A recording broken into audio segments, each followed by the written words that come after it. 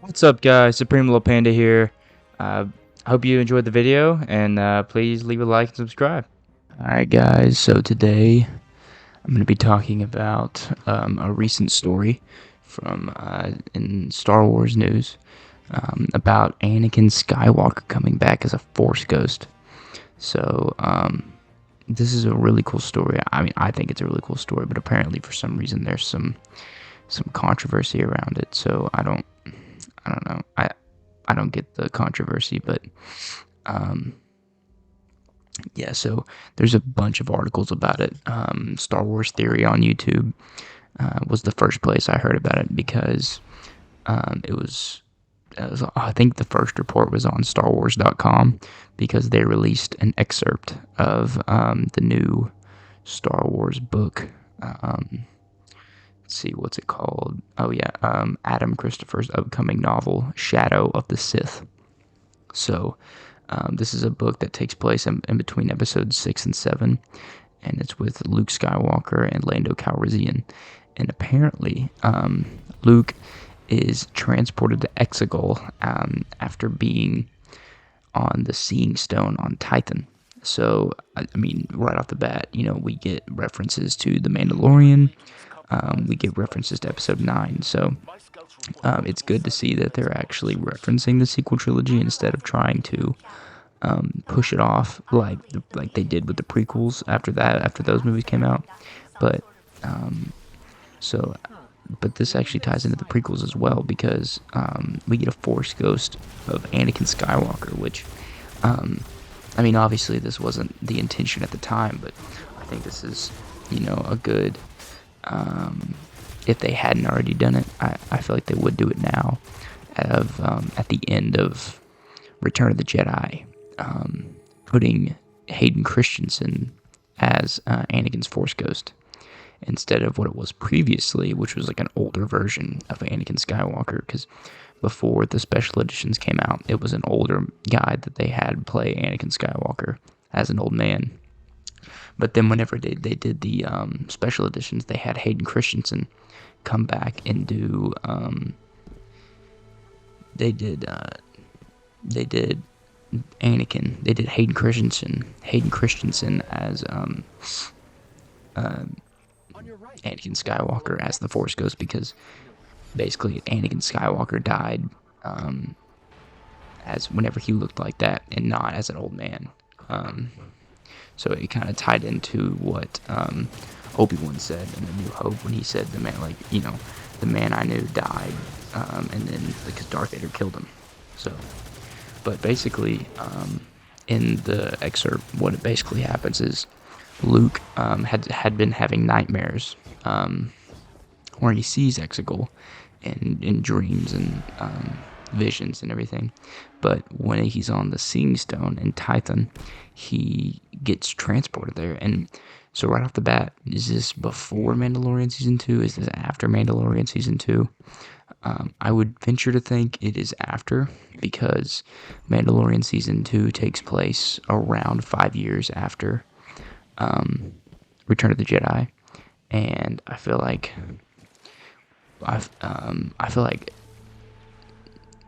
that stuff with him going to Exegol and hearing rumors of the Emperor's return would happen, closer to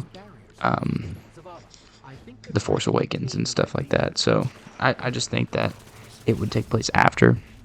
Also because of Grogu, that's how he finds out about Tython and the Seeing Stone and everything. I feel like that would be a neat tie-in. Like in the book, he talks about Grogu and everything. But, with the expansion of all of the things happening, with the expansion of things like The Mandalorian, The Book of Boba Fett, the Ahsoka showing up with Luke in Mandalorian Season 2, I think it's going to be hard for authors to try and take into account all these other things because, in the Shadows of the Sith book, they're going to have to explain, or someone's going to have to explain what Ahsoka is doing. And we know that the Ahsoka show is coming out, relatively soon. So maybe, hopefully, that will explain it. But with the Ahsoka show, obviously, because of the second season of Mandalorian, we know that she's going after Thrawn. So that's going to tie into Rebels, so Ezra should be coming back as well. So they're going to have to do a lot of explaining in the sense that, like, where was Luke? Why wasn't Luke help fighting Thrawn? Or why wasn't Ahsoka and Ezra helping whatever Luke was doing? Why weren't Ahsoka and Ezra and them all in the sequel trilogy? I just think that, the sequel's really messed up a lot in the sense that they didn't expand what happened as much as they could have. They didn't expand on the cast of characters. They went with new characters instead of, catching up with older characters, and I feel like that was caught. Like, as much as I want to see new characters, I feel like in the final trilogy of the Skywalker saga,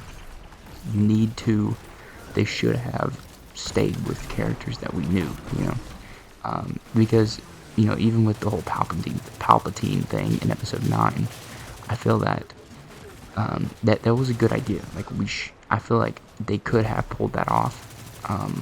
They could have pulled that off of Palpatine coming back, because if you think about it, if they would have had Palpatine be the main villain in all 3 of the sequel trilogy movies, it would have not only been the Skywalker saga, all 9 movies, the story of the Skywalker family through all 9 movies, it also would have been the story of Palpatine through all 9 movies, and I feel like that could have worked really well. But obviously they didn't have a plan, and it just didn't work out. In Episode 9, The Rise of Skywalker had all the problems in and of itself, just like story-wise, and I don't know. I feel like they should, there's a whole host of problems with that movie. Like, they should have had the Force ghosts come in at the end. I don't think Ben Solo should have died. Like, the one thing in that movie that has always stuck out to me as, like, been amazing is that Han Solo and Kylo Ren scene. Like, oh, man, that scene just by itself almost makes me cry. But anyways, that's off topic. But really, I really hope that they use this book with Anakin Skywalker coming in as a Force ghost. I hope they really jump on this opportunity to expand, to deepen the lore, to make the Star Wars stories more interesting. Because for me, like, after getting into fantasy more, after getting into more fantasy books and stuff like that, I just, and seeing how deep that lore goes and how complex it is, I feel like Star Wars really needs to grow up a little bit, needs to mature a little bit in how it handles its lore, because the lore there's some cool lore. Like, I've read, I haven't played the Old Republic games because I haven't had a computer that can play those games, but I did play, I've read the Revan book. I've read the Revan book. I've read the first 2 Bane books.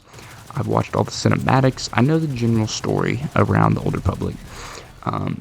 And I think we need to, I know that those are good, but I think we need to move beyond the simplicity of the original trilogy. Because if you look back at the original trilogy, it was pretty tame. It was simple, and they were simple stories. And just the difference between the original trilogy and the prequels, there's a lot more that happens in the prequels. And I feel like shows like the Clone Wars really attest to how much you can do with the prequels, because the Clone Wars, that show is amazing. Like, one of the best that's one of the best animated shows of all time. Like, up there with, Avatar: The Last Airbender. Like, it's one of the best animated shows of all time. And the fact that they were able to do it. Alright, guys, so for whatever reason, the thing that was capturing my audio cut out. But like I was saying with the Clone Wars, the Clone Wars is one of the best shows of all time. So if they can expand on just how much stuff happens in the prequel trilogy, just look at how much they were able to do with that alone. Like, I feel like now they're actually starting to acknowledge the prequels more, which is a good thing. Like in the Mandalorian or in the Book of Boba Fett, like we get Mandalorian Starfighter. I feel like that's really cool, you know, because recently all we've been getting is original trilogy stuff, and you know, I'm a big Lego fan too, and we've been getting a lot of original trilogy sets for so long. It's like, look, the original trilogy is really good, like it is, but like as far as like Lego sets, you know, like you can do a lot cooler, more different sets with prequel material than you can with original trilogy material. And like the diorama sets that just came out, you know, like as cool as they are, I want to see what they do with the prequel ones, you know. But that's just me, you know.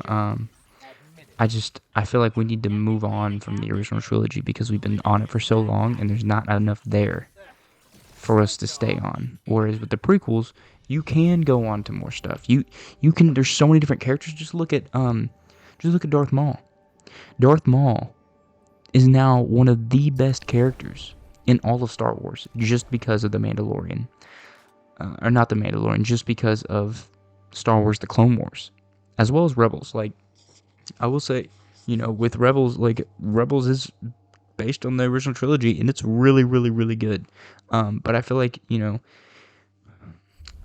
I feel like the sequels just messed up by relying too much on the original trilogy and not acknowledging the prequels enough, because, you know, they tried to market the last movie as 9 movies, you know, but there was no connections, none, to the prequels. It was all original trilogy.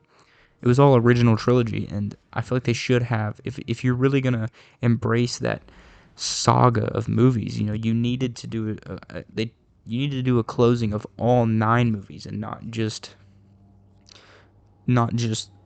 4, 5, and 6. You know, so, you know, I feel bad for some of the authors just because, you know, it's gonna be tough. It's gonna be tough trying to, you know, account for, you know, where Ahsoka was, where Ezra was, where Cal Kestis.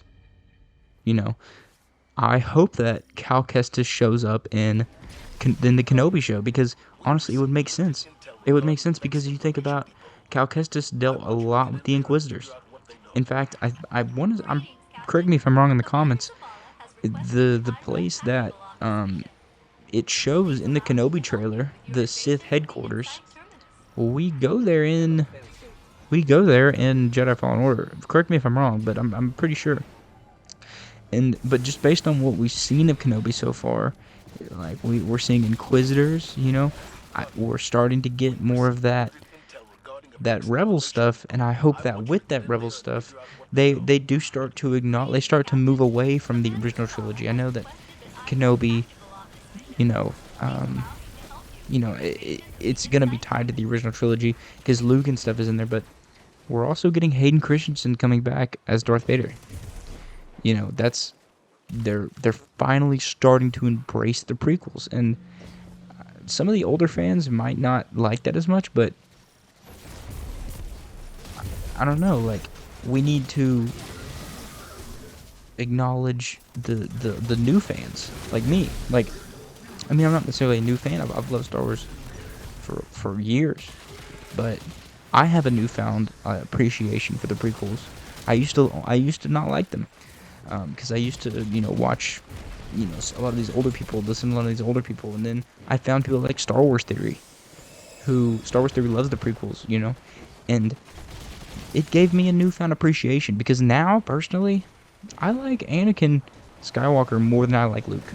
That's just me. Like, I like Anakin's character more than I like Luke, because just looking at Anakin, he has that scar, he has the long hair, he's more badass than Luke.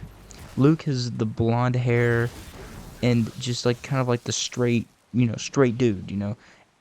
Anakin has some darkness in him, and that's what I like. You know, he's more relatable.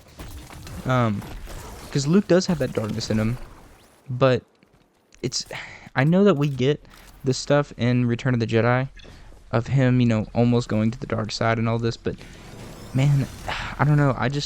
Especially seeing like the super cuts on YouTube of Anakin, and especially like the Clone Wars, like you see Darth Vader coming in the Clone Wars, and I just think that was Anakin is a really cool character, and then Ahsoka. Like, I want to see more of Ahsoka. I hope Ahsoka shows up in Jedi Fallen Order too, because like if there's not a lot of Jedi left. So as much as I want to see new Jedi, I think it's a danger to start being like, oh yeah, this Jedi was actually alive and this Jedi was actually alive. Like Kenobi survived, Cal Kestis survived, Kanan survived. Let's see, like there was quite a bit of Jedi that survived, but I want it to stay a pretty tight knit group, I want it to stay like, dang, like we're like the only people that survived, and then Darth Vader just goes and like hunts down more, and I kind of want to see. I wouldn't mind seeing some other Jedi in Kenobi, because it does take place so close to Revenge of the Sith, but I feel like we need to see some Jedi get killed too, because by A New Hope, like, I don't know, like, there should be, like, even less. But what was Ahsoka doing the whole time in A New Hope? Like, we see Ahsoka in The Mandalorian Season 2, 5 years after Return of the Jedi. What was she doing?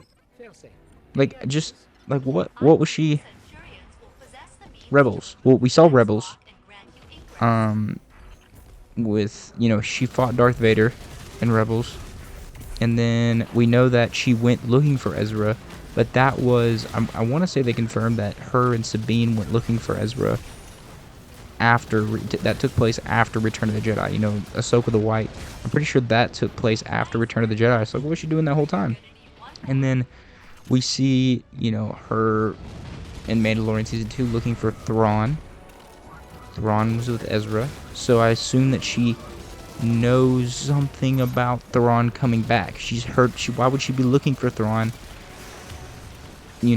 there, if because the last thing she knew, he just disappeared. So why is she looking for him now?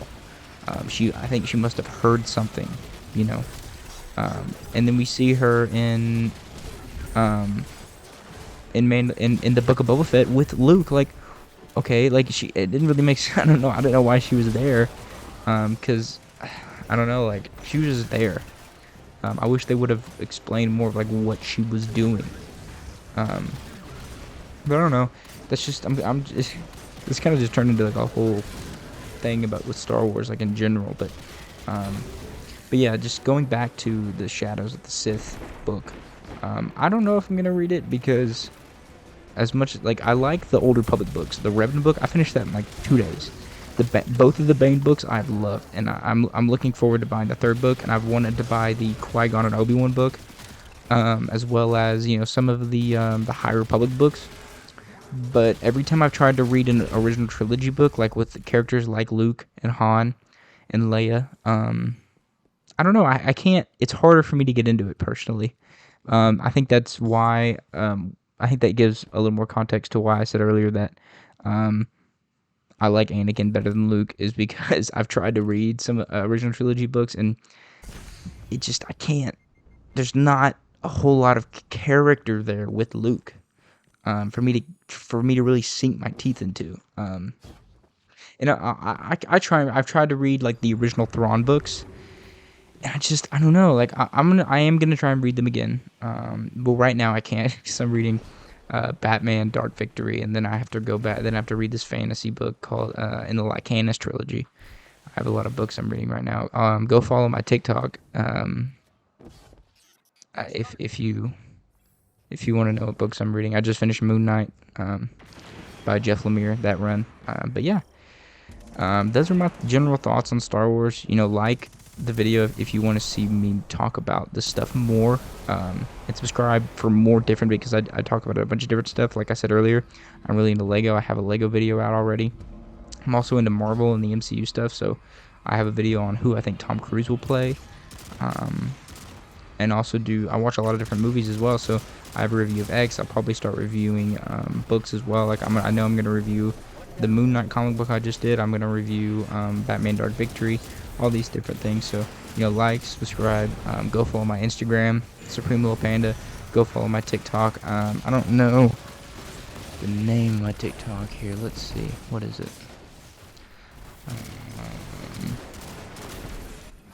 Because it's help with books. Just Christian MP. So just find that, and yeah, that's my name, Christian MP. So just look up that. It's the profile picture is the little black baby with the middle finger coming up. Go follow that, and you'll see what books I'm reading, and I'll probably put TikToks of the videos I'm putting out, and also go follow me on Instagram at SupremeLilPanda, and I'll see you guys in the next video.